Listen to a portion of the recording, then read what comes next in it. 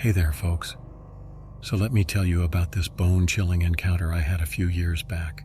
It still gives me goosebumps just thinking about it. It all started when my friend, let's call him Mike, invited me to spend the weekend at his family's old estate, Willow Creek Manor. Now, this place had a reputation in our small town. Rumors of eerie happenings and strange occurrences had circulated for generations. But being the adventurous souls we were, Mike and I decided to brush off the warnings and go anyway. As soon as we arrived, an unsettling feeling washed over me. The air seemed thicker, heavier, like it was carrying the weight of centuries of secrets. But we shrugged it off and settled into our rooms. That night, as I lay in bed trying to sleep, I heard faint whispers echoing through the halls. At first, I thought it was just my imagination playing tricks on me. But then the whispers grew louder, more distinct. It sounded like multiple voices, all speaking in unison, but I couldn't make out what they were saying. Suddenly, the temperature in the room plummeted, and I felt a chill creep up my spine. I pulled the covers tighter around me, trying to shake off the feeling of dread that had settled in the pit of my stomach.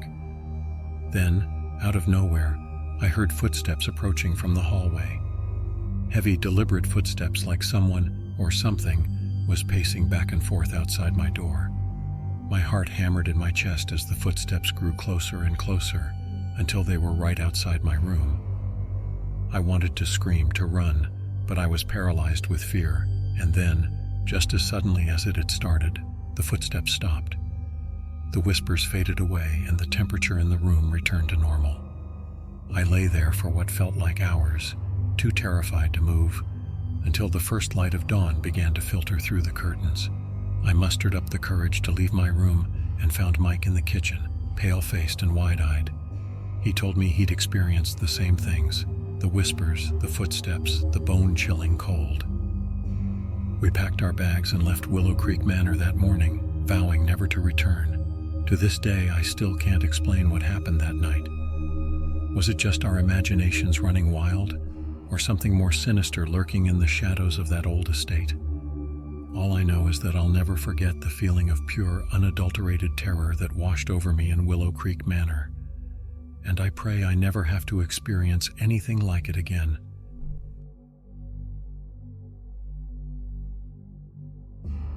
I still get chills down my spine every time I think about that night. It was the kind of darkness that seemed to swallow everything whole, the kind that makes you question whether you're really alone in the world. I was driving home after a long day at work, the clock ticking past midnight as I navigated the desolate highway that cut through miles of dense forest.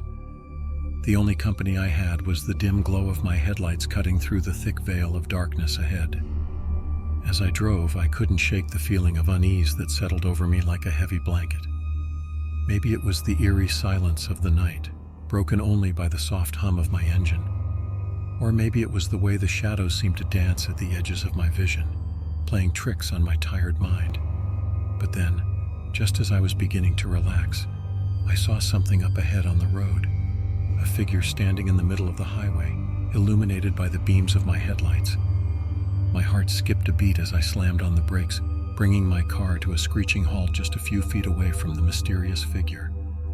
I squinted through the darkness, trying to make out who or what it was, and that's when I saw her. A young woman, her long hair tangled and wild, her eyes wide with fear as she stared back at me. Without thinking, I rolled down my window and called out to her, asking if she needed help. But instead of answering, she just stood there, unmoving, her gaze fixed on something behind me. I turned to look, my heart pounding in my chest, and that's when I saw them. A group of shadowy figures emerging from the darkness of the forest, their eyes gleaming like hungry predators. Fear gripped me like a vice as I realized I was completely trapped, surrounded on all sides by these mysterious strangers. I frantically tried to start my car, but it refused to budge, as if it had been paralyzed by the same fear that was coursing through my veins.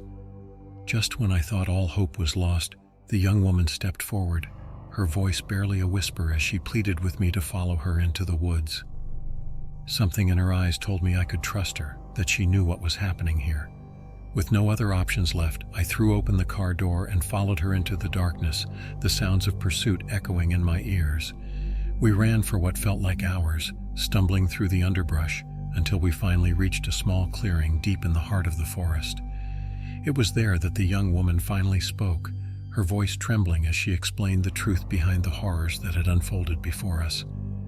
She told me about a group of creatures that lurked in the shadows, preying on unsuspecting travelers who dared to venture into their domain. She said they had been watching me, waiting for the perfect moment to strike, and that she had risked everything to save me from a fate worse than death. I wanted to believe her, to cling to the hope that this was all just a bad dream, but deep down, I knew the truth. As the first light of dawn began to break through the trees, the young woman disappeared into the forest, leaving me alone with my thoughts and the terrifying realization that some nightmares are all too real. To this day, I still can't explain what happened that night, or why I was spared while so many others weren't. But one thing's for certain, I'll never forget the terror of that desolate highway, or the brave stranger who saved my life, and I pray I never have to face those shadowy figures again.